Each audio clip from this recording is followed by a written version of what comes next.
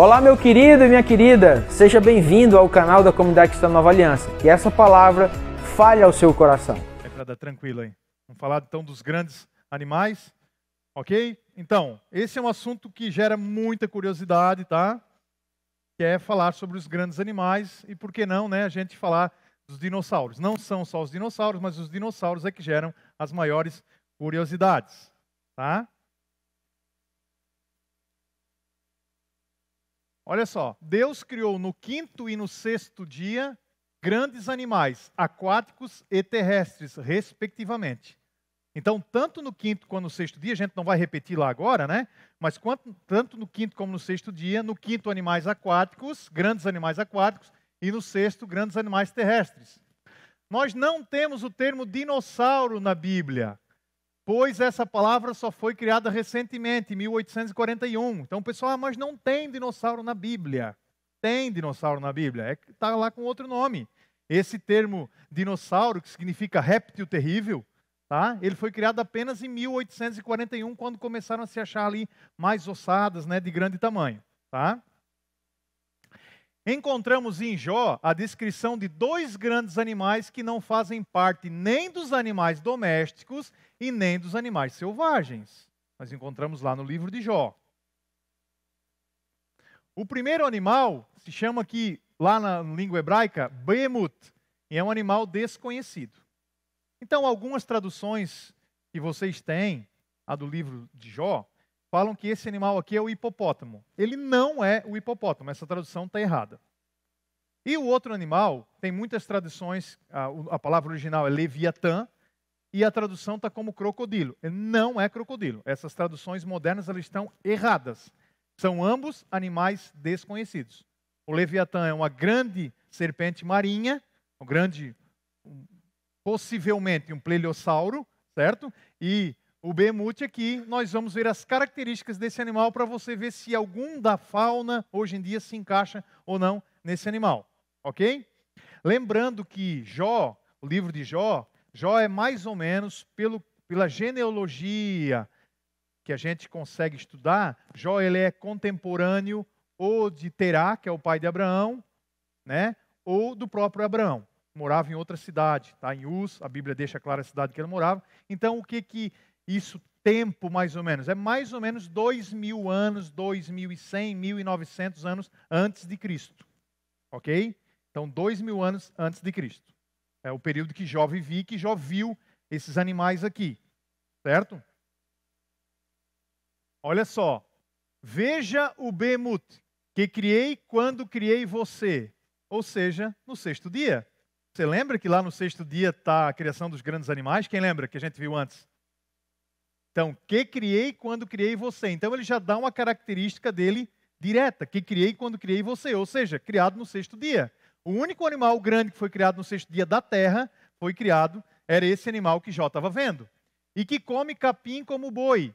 A gente vai chegar já daqui a pouco, tá?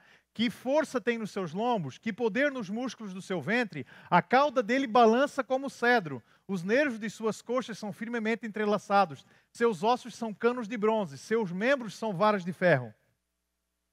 Versículo 15, ó. Veja, olhe, contemple. Essas três palavras podem ser usadas no original, né? Isso deixa claro que estava vivo nos dias de Jó. Por quê? Deus ele disse para Jó, contemple o Behemoth. Olhe esse animal que eu criei quando criei você. Então Deus estava dando uma ordem dizendo para ele, veja, olhe. Ok? Então ele estava lá nos dias de Jó, 4.000 anos atrás. Que criei quando criei você. Ou seja, no sexto dia da criação. São detalhes, gente, que a gente vai se convencendo pela própria palavra. Foi criado no dia que foi criado o homem, no sexto dia. Você vai no sexto dia, lá tem grandes animais que não se fala o nome. É esse animal aqui. Que come capim como boi. Então, olha só, classifica esse animal como herbívoro, como a maioria dos dinossauros. A maioria esmagadora dos dinossauros eram herbívoros. Músculos no ventre e na barriga. Isso aqui é muito interessante, gente, porque os animais que têm músculos no ventre e na barriga são para ajudar na respiração e na locomoção deles. E esses animais são os répteis hoje em dia. E nós sabemos que os dinossauros são os grandes répteis, os répteis terríveis. Então, todo réptil ele tem toda essa parte aqui da frente da barriga para ajudar tanto na locomoção quanto na respiração. São músculos muito fortes, exatamente como os répteis de hoje em dia. Tá? Não existe nenhum animal conhecido pela ciência que tenha uma cauda do tamanho e da grossura de um cedro, a não ser um dinossauro. Então ele fala balança como um cedro. Outras traduções é como um cedro, é grossa como um cedro. Certo? Não tem outro animal. A cola de um hipopótamo é uma coisinha que gira assim com cocô quando ele quer marcar território. Não sei se vocês já viram no YouTube. Né? Ele faz cocô e fica girando para ele marcar território. Como os gatinhos, os cachorrinhos vão marcando território, o behemoth vai lá, o hipopótamo vai lá e faz isso. Imagina um cedro, aquela colinha fina ali, que nós até puxamos a cola para baixo. Né? Então olha só, que tem uma cauda da tamanho e grossura de um cedro, a não ser o dinossauro. Isso aqui é muito forte, ó. Ossos como canos de bronze. A palavra tubo ou cano era usada para canalizar as águas de um ribeiro. Então, gente, nós não estamos falando de tubo de ferro assim. Nós estamos falando de tubo de ferro assim. Entendeu? Essa palavra aqui, cano, no original, quando está falando ela, era para eles desviarem águas de um ribeiro para fazer irrigação. Então era grande quantidade de água. Aqui está falando de uma perna muito grossa. Não é um tubinho assim. Certo? Por isso que a língua original, estudar hebraico é tão importante, tá? Muita coisa fica clara para a gente. Olha só, o animal parecido que nós temos, com a descrição, o mais parecido que nós temos, não estou dizendo que seja esse aqui, é o diplodoco, tá? Então olha só, as pernas como tubo de bronze, gente, nós estamos falando de pernão assim, tá? Coisa gigante. Olha só, a cauda, como um cedro. Ó, o ser humano, ele seria aqui pequenininho, mais ou menos desse tamanho aqui no máximo, ó. Perto, tá? Não tem como negar o dinossauro, seu José, a gente estava conversando, né? As ossadas estão aí. Toda essa parte da arqueologia, né? Toda essa parte da paleontologia, aliás, ela encontrou esses animais. Então, esses animais existiram, tá? Depois, em Jó 41, nós temos Leviatã, ou monstro marinho, ou grande serpente marinha. Não é crocodilo, como tem em algumas versões. Suas costas possuem fileiras de escudos firmemente unidos. Você lembra das grandes serpentes marinhas nos desenhos animados que a gente vê com aqueles escudos em cima das costas? Tá? Para que serve? A primeira coisa, eu até comentava com o Smiley, a primeira coisa que tem aqueles escudos em cima das costas é para não ser mordido. É uma proteção natural que eles têm para não serem mordidos. Tá? Então aquelas fileiras em cima das costas. Os peixinhos, quando a gente olha os peixinhos ou as iguanas, tá? Por exemplo, quando você olha uma iguana, quem lembra que a iguana está cheia de fileira, de escudo em cima de pontas, assim em cima, ou até os peixes. Eu lembro que quando nós era pequeno, a gente ia pescar um carazinho, que é tipo parecido com a tilápia lá no interior, e a gente pegava muito forte, já arranhava a mão toda. É uma proteção que ele tem em cima, é um escudo que ele tem em cima. A maioria dos dinossauros, você vê que tem aquela proteção em cima das costas.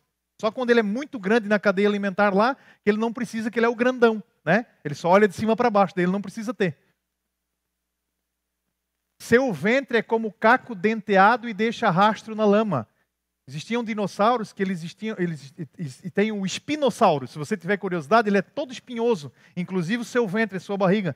Crocodilo nenhum e jacaré nenhum e caimão nenhum tem caco na sua barriga. Somente alguns tipos de dinossauro. Então a Bíblia deixa esse detalhe, isso aqui desmonta qualquer artifício. Eles leem isso aqui, o pessoal do mundo lê isso aqui, os cientistas, não, isso aí está errado mesmo, não pode ser. Né? Pois tem dinossauro que tem os cacos na barriga. Impenetrável. O Leviatã não se conseguia se penetrar nem com ganchos, nem com anzóis, nem com lanças, não conseguia penetrar o seu couro. Todas as características desses dois animais que nós passamos, que estão lá em Jó 40 e 41, todas as características são de dinossauros. Deinos mais saura, que significa répteis terríveis. O próprio homem deu esse nome, né, em 1841, como a gente citou ali. Tá?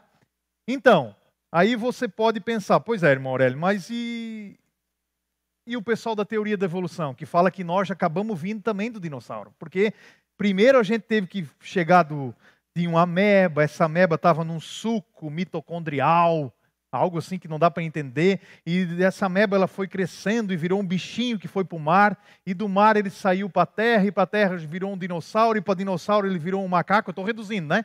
E macaco chegou no primo do macaco, chegou no homem. É teoria da evolução, nós estamos falando em milhões e milhões e milhões de anos para isso acontecer.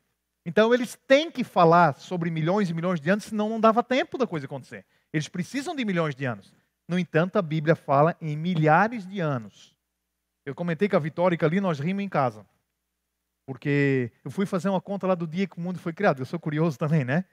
Eu sei que você pode rir, né? E eu fui fazer uma conta pela cronologia bíblica. A cronologia bíblica fala ali... Os judeus falam que nós estamos no ano de 5.782. Mas a cronologia cristã, que a gente consegue ver pela Bíblia, né, eles têm um calendário um pouco diferente do nosso, o calendário lunar, e nosso é o calendário juliano. Pelo calendário juliano, nós estamos no ano 6.000 e pouquinho aproximadamente, né? E numa conta assim de brincadeira, né, que a gente vai lá de curiosidade para fazer, a gente mais ou menos descobre, né, que o mundo foi criado num dia de 20 a 23 de outubro, está perto agora de fazer aniversário, tá? De 20 a 23 de outubro de 6.024 anos atrás, aproximadamente. É muito tempo, 6.000 anos. É muito tempo. Só que como agora começaram a falar em milhões e bilhões, parece que 6.000 anos não é nada. A gente olha 6.000 anos atrás. Oh, isso aí é palhaçada, isso aí é brincadeira. Não pode ser. Só 6.000 anos, não. Por quê? Porque a nossa mente ela foi induzida a acreditar milhões e bilhões de anos. Ela foi induzida a acreditar na evolução. E Deus ele criou tudo pronto. Adão foi criado pronto. Para você ter ideia do que eu estou falando, existe a idade aparente das coisas. Existe a idade aparente. Adão, quando ele foi criado, ele já queria uma varoa, né? Já queria uma mulher ali, foi dada uma mulher para ele. Então ele já era numa idade de varão perfeito. Um varão perfeito, ele tem entre 20 e 30 anos. Então a gente pode supor que Adão foi criado, ele tinha entre 20 e 30 anos. Ou seja, na idade da perfeição física, entre 20 e 30 anos. Possivelmente. E se alguém tinha curiosidade sobre o umbigo de Adão, Adão não tinha umbigo, ele não precisava ter. Ok? Não tinha, ele não nasceu de ninguém. Né? Então, Adão não tinha umbigo. Tecnicamente ele não tinha umbigo. Ok? Essa que a gente pode chegar na dedução. Ele não veio do umbigo de ninguém, ele não tinha umbigo. Então, o que acontece? Adão, ele tinha entre 20 e 30 anos, estatura de varão perfeito, entre 20 e 30 anos. Tá. Ele foi criado há 10 horas atrás, com aparência de 20 a 30 anos. Que idade Adão tinha? Alguém sabe dizer? Não. Adão tinha 10 horas. Adão não tinha nenhum dia. Porque Adão já foi criado pronto. As árvores foram criadas prontas, com frutos, com sementes, foi tudo criado pronto. E isso é que a teoria da evolução não suporta. Acreditar que um homem foi criado pronto, que a mulher, né, veio do homem. Eles acreditam que é através da evolução, e nós acreditamos que foi pronto. Então Deus criou a pedra pronta, os animais prontos, todos já para se reproduzirem. A Bíblia fala, vão, se reproduzam, ou seja, ele estava na estatura do varão perfeito, podendo se reproduzir, entendeu? Então, Adão não tinha umbigo e ele já estava habilitado aí a namorar com Eva também, tá? Tanto que já logo após veio Caim e Abel e tal, você sabe. E não tinha umbigo.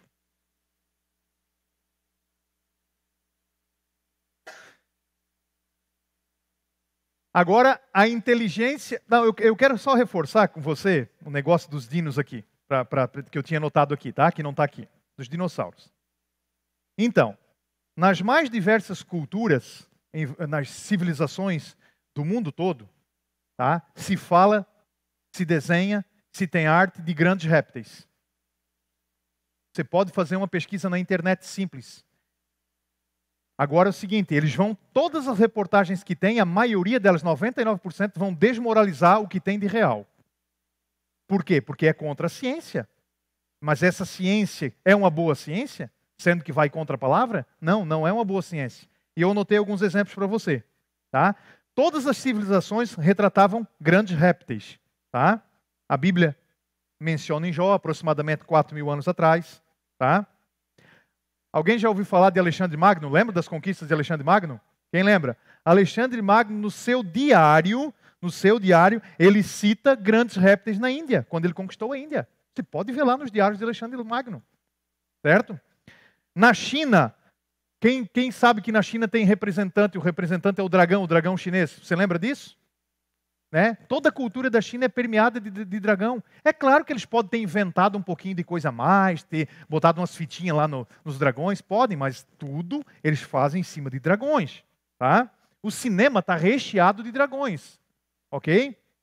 Até as embarcações de várias civilizações nórdicas, da Índia, chinesas, né, elas imitam, né, nas suas embarcações grandes lagartos ou grandes serpentes. Quem lembra de ter visto filme assim? Por que será? Porque esses animais habitavam no mar, se não habitam ainda. Nós não sabemos. Tá?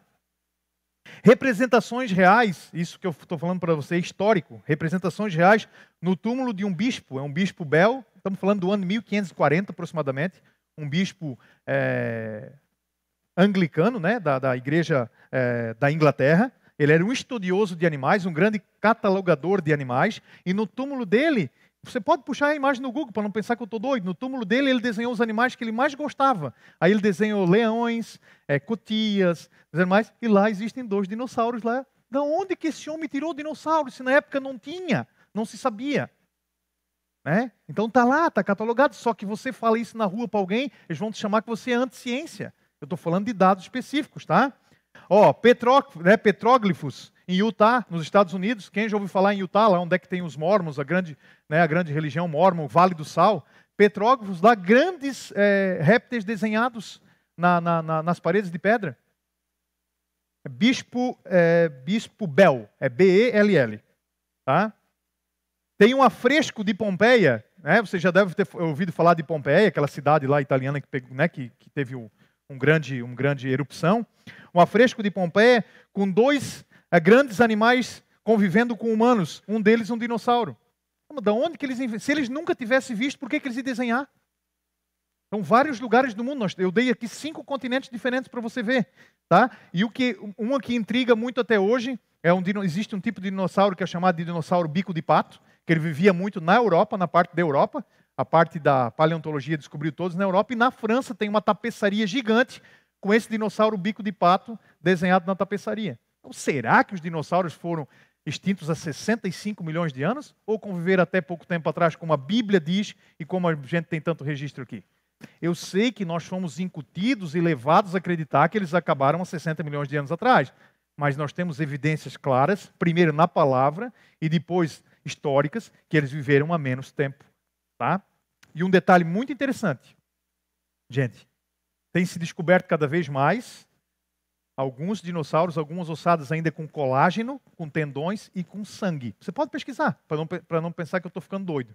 Com sangue. E isso pode durar no máximo, por causa da radiação cósmica que é chamada, pode durar no máximo 5.000 anos. Não tem como algo orgânico suportar mais de 5.000 anos. Não tem, é ciência isso. E como é que se acha sangue agora? E como é que se acha tendão? E como é que se acha nervo agora, ainda? Entendeu? Então eles tentam esconder todas essas informações e a gente vai indo como gado. Eles tentam já levando a gente como gado. Não é nem o que a Bíblia diz e nem o que a nova ciência, o que a boa ciência está tentando ressuscitar agora. Tá? Tentando mudar esse caminho, né? Porque se mudar esse caminho, a teoria da evolução tomba de uma vez. Tá? Já está tombando. Em nome de Jesus. O design inteligente está vindo muito forte, né? Que é o criacionismo científico que eu citei antes. Já está tombando a teoria da evolução. Daqui a 40, 50 anos, se Jesus não voltar ainda, nós vamos ter outra cosmovisão dessa questão da criação, querendo Deus. Tá? Então, são inúmeras evidências que tem, eu estou falando para você, de que os dinossauros conviveram até menos tempo agora do que eles imaginam. Tá? Algo muito interessante é a questão da datação do carbono 14. Quem já ouviu falar em datação de carbono 14? Todo mundo fala datação do carbono 14. 154 milhões de anos, 197 milhões de anos, 265 milhões de anos. Você sabe como funciona exatamente a datação do carbono 14? Eu fui estudar para saber. Carbono 14 identifica com seriedade e clareza até 6.000 anos. 6.000 anos é o quê? Alguém lembra o que é 6.000 anos? 6.000 anos é a data da criação. Depois de carbono 14... Depois de 6.000 anos, ele não identifica mais, os pressupostos deles não encaixam mais. Mas eles colocam como verdade científica. Eles acham o osso e dizem como milhões de anos. Aí eu tenho um exemplo para dar para você nesse sentido, que é o exemplo de um vulcão nas ilhas do Havaí. O nome é Kilauea, o nome do vulcão. Kilauea, o nome do vulcão lá no Havaí. Eles tiraram lava do vulcão, Israel, tiraram lava do vulcão, certo? E levaram para datação. E dataram a lava do vulcão, que estava a 2,5 quilômetros de profundidade, com 63 milhões de anos. Só que tem um detalhe. Historicamente, esse vulcão só surgiu e só explodiu há 1000 anos atrás. Então, ou seja, está tudo furado, gente. Está tudo furado, está tudo desatualizado. Outra questão, o que o pessoal da Sociedade de Design Inteligente fez, né? Ele pegou amostras de um dinossauro e enviou para 10 laboratórios em volta do mundo, 10 laboratórios de renome em volta do mundo, uma partículas de osso de dinossauro para os 10 laboratórios datarem os ossos de dinossauro. 10 resultados completamente diferentes. Eles não falaram que era osso de dinossauro, só mandaram. Tem de 50 mil anos, tem de 100 mil anos, tem de 300 milhões de anos, tem de quase de 1 bilhão de anos. 10 resultados completamente diferentes. Dá para acreditar? Se os 10 resultados tivessem igual, ou pelo menos uns 8 tivessem parecido, a gente poderia acreditar. Mas 10 resultados totalmente diferentes. Ou seja, gente, datação carbono 14 até 6 mil anos.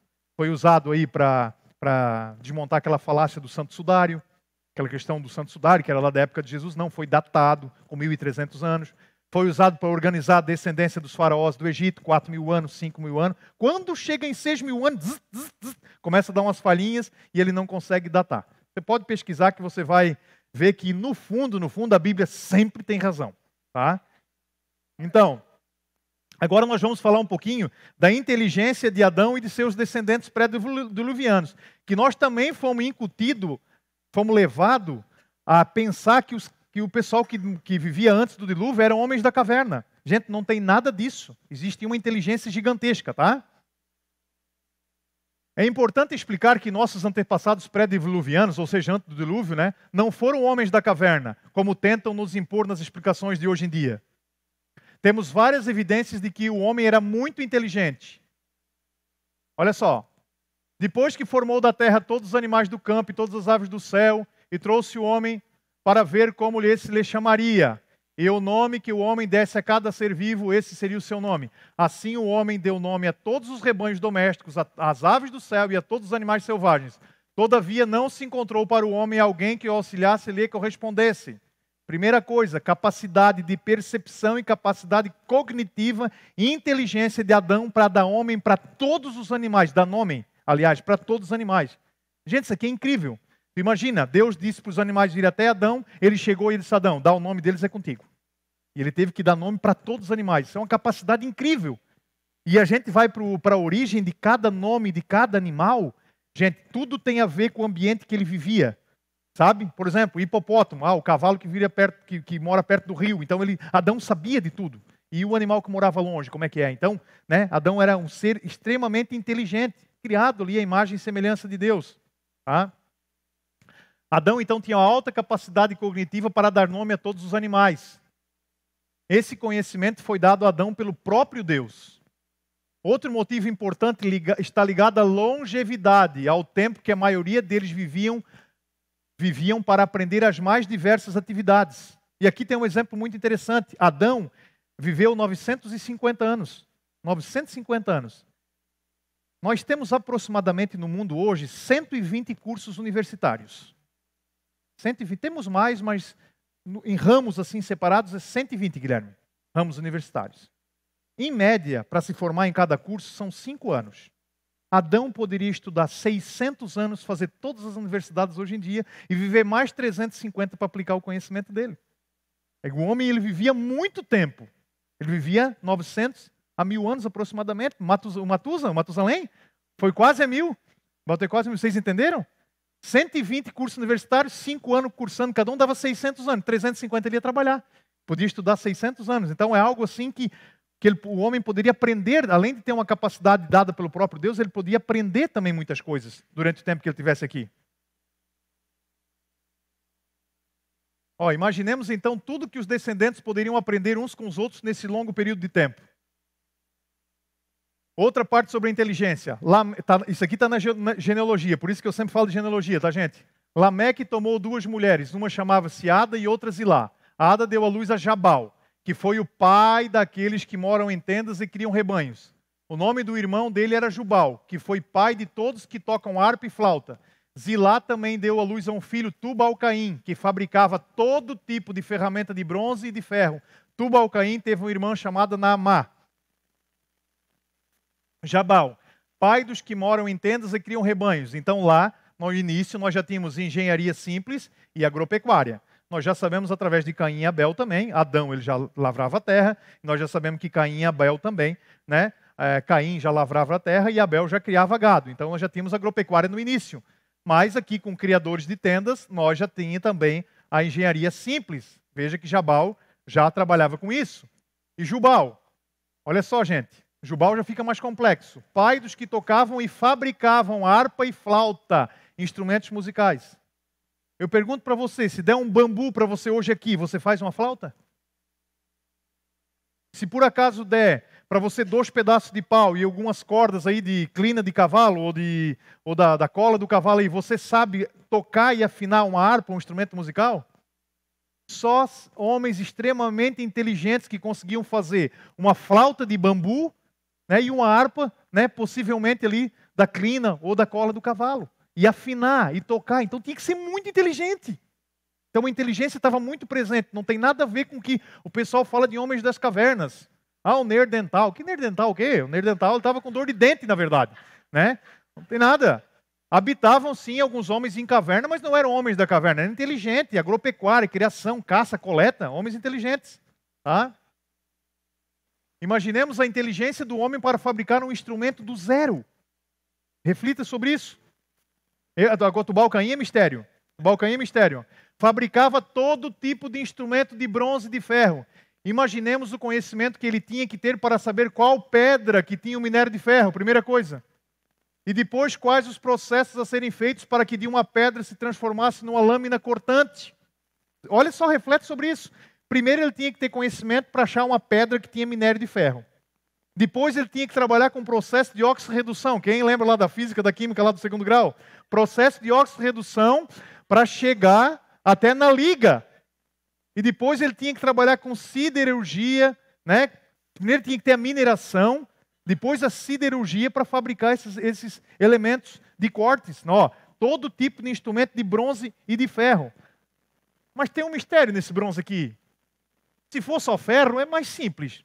Faz o oxirredução, tal, bate, bota na água, né? Fica o ferro. E o bronze? Gente, o bronze é uma liga extremamente complexa. Você estuda sobre isso quando chegar em casa, dá uma olhadinha amanhã. Para você chegar no bronze, você tem que colocar uma quantidade certa de ferro, mais um pouquinho de cobre para dar o bronze. Se ficar muito mole, a faca cega, a faquinha cega. Se ficar muito duro, não dá para afiar. Tem que ser preciso. Então o homem era muito inteligente, totalmente diferente do que pregam por aí hoje em dia na ciência. Se você for estudar com profundidade, você vai ver que cidades inteiras, há 4.000 anos atrás, tinham um sistema de saneamento básico. A água chegando pela parte fluvial, né, já tinham vasos sanitários nas casas das pessoas há 4.000 anos atrás. Se encontra através da arqueologia, todas datadas de 4.000, 4.200 anos. Na época de Jó, na época de Abraão, aquelas casas lá já contavam com um sistema, né, de água que passava por baixo. Gente, até 50 anos atrás em Angelina tinha patente ali na rua, a gente entrava no meio do mato para ir na patente. Há 4.000 anos atrás, há 4.000 anos atrás, eles tinham um sistema super moderno para trazer água para sua casa. Então é muito importante, né, a gente falar sobre isso, tá? Por isso Deus deixou as genealogias. Além de detalhes da vida do cotidiano, que a gente falou que foi de cotidiano, tá? Temos exatamente as idades de nascimento e as idades que cada um tornou-se pai. Então Deus ele deixou tudo tintim por tintim escrito, por isso que nós conseguimos chegar até mais ou menos a data da criação, mais ou menos, é claro, né? Todo o conhecimento foi passado ano após ano desde o início. Não podemos esquecer que a longevidade dos homens era muito maior, então eles viviam muito tempo. Olha só isso aqui, ó.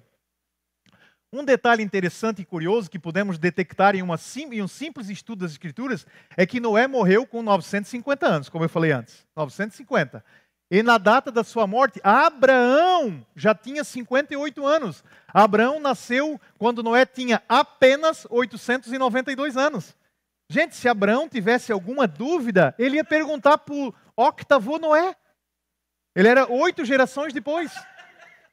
Então ele estava com alguma dúvida. Será como é que foi o dilúvio? Pergunta para Noé.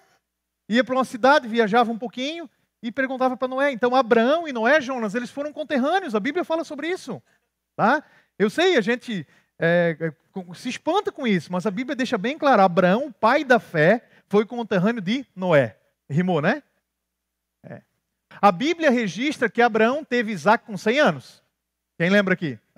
E quando isso aconteceu, Sem, o filho de Noé, sobrevivente do dilúvio, ainda vivia com 490 anos. Então, olha só, gente. Isaac, que Abraão teve Isaac, quando Abraão teve Isaac, o Sem, o filho de Noé, tinha 490. Então, o Sem conseguiu, o Isaac, conseguiu explicar aqui. Quem tivesse dúvida um com o outro sobre o dilúvio, perguntava para Sem, porque Sem estava no dilúvio. Era só perguntar, por isso que a gente tem detalhes da arca. Quando chegar no estudo da arca, vocês vão ver, tem detalhes científicos da arca, das galerias. Mede-se as galerias, se passa as medidas da arca. É incrível. A ciência mostra que só uma arca daquele tamanho conseguiria suportar, não quebrar, não se espatifar, não acontecer. A ciência mostra isso hoje. Tá? É uma grande caixa, não é um barco, como falam por aí. Tem uns barcos meio compridos, bonito, não é. É uma grande caixa, tá? A arca. Quando Sem morreu, então, então beleza, Sem morreu. Sem morreu, que era o último ali do dilúvio. Quando Sem morreu, com 600 anos, Abraão já tinha morrido há 35 anos e Isaac tinha 110. Então assim, Isaac pode ter falou um monte com Sem. Pode ter falado com Sem, eles foram, viveram ao mesmo tempo, entendeu? Então isso está lá na genealogia, por isso que eu tenho falado nos cultos. A genealogia é muito importante, tem muito segredo na genealogia. Tá com dúvida? Dá uma olhadinha na genealogia. Tá tudo lá. Mas ninguém quer ler, né? Esse filho desse que casou com esse, teve filho com ninguém. Eu sei como é que é. Mas tem muito detalhe, tem muita informação importante. Tá?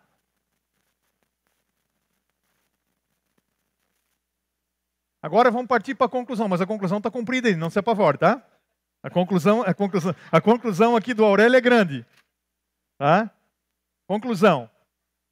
Então vimos sobre vários assuntos interessantes, né? Deixa eu achar aqui.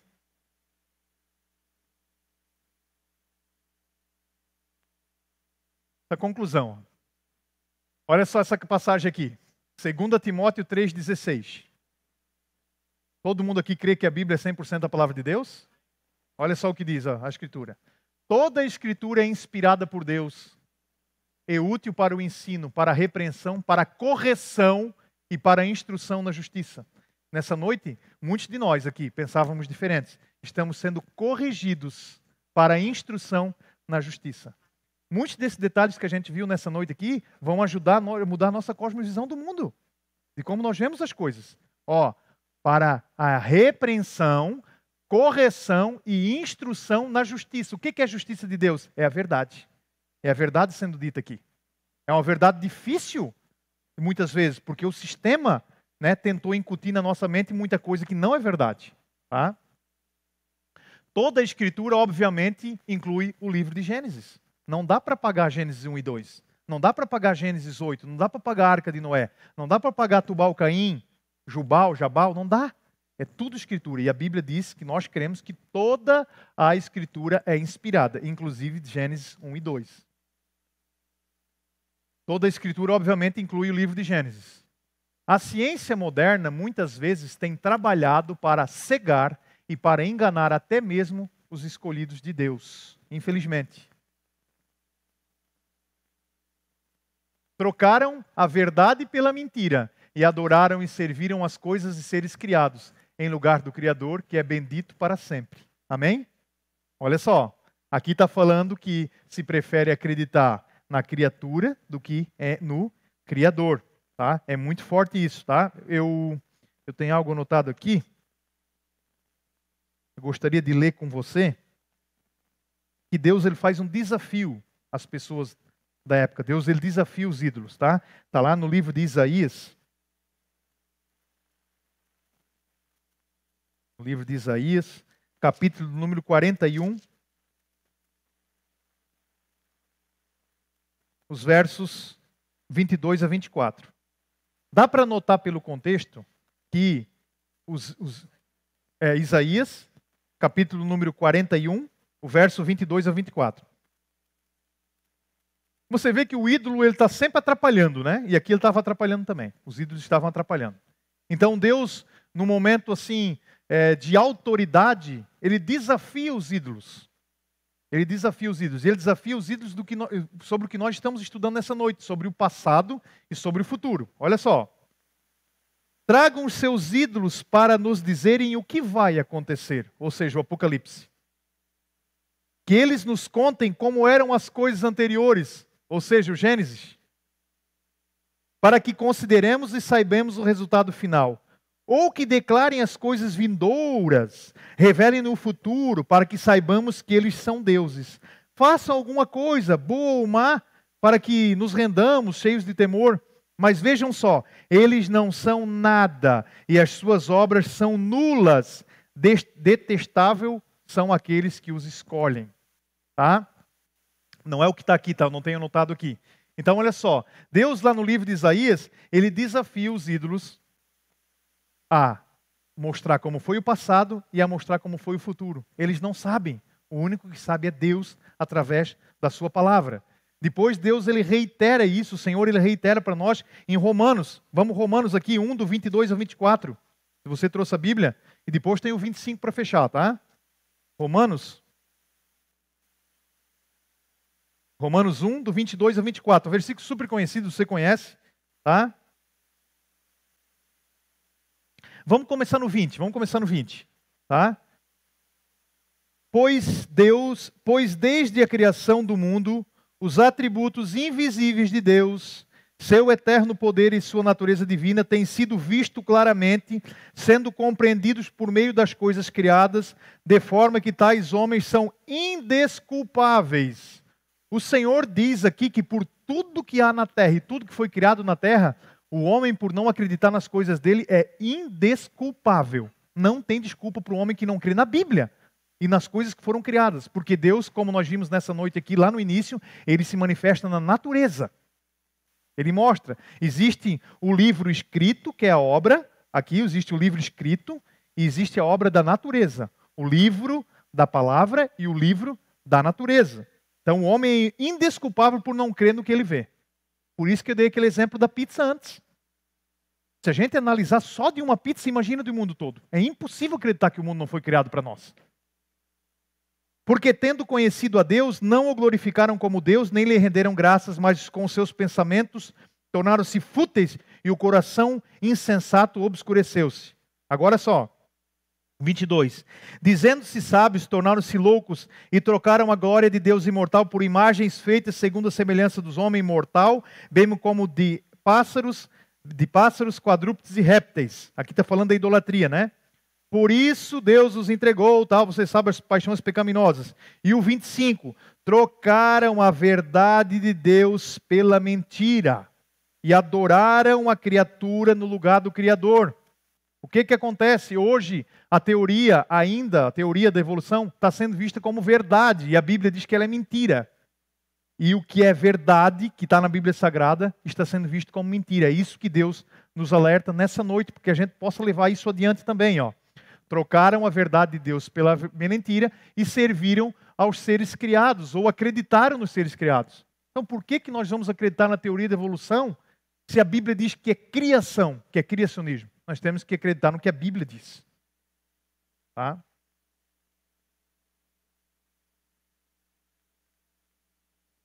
A Bíblia é a verdade de Deus.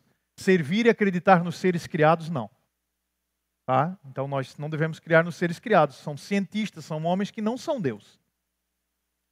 Precisamos retornar aos ensinos de Deus. Esse aqui é um passo nessa noite. É um passo para a gente retornar às coisas de Deus.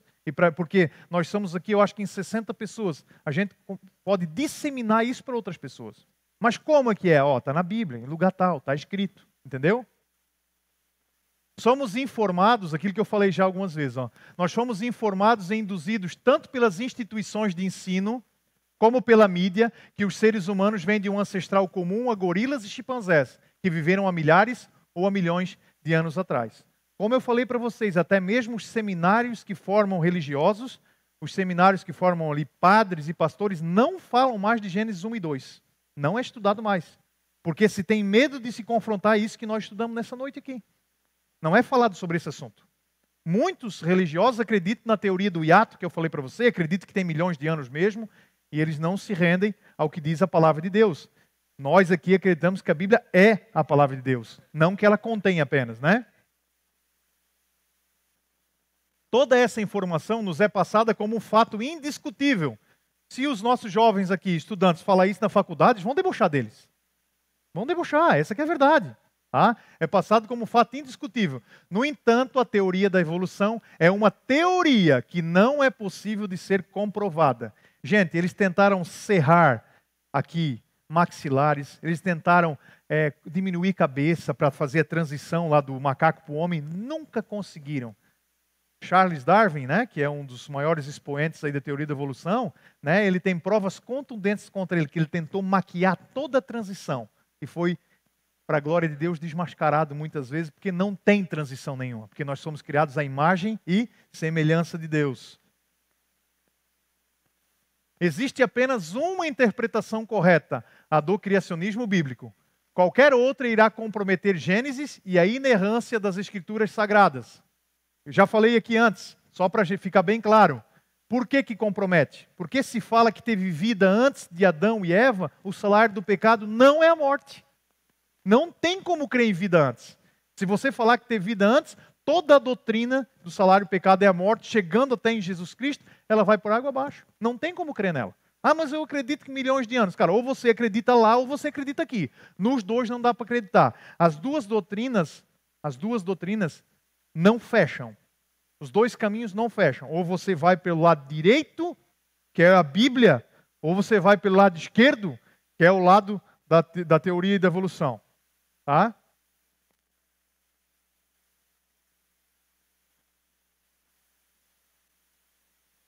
Na ciência, gente, a gente está falando da ciência, quando se duplica o experimento, é a prova de que ele está correto. Quem já escutou falar isso aí?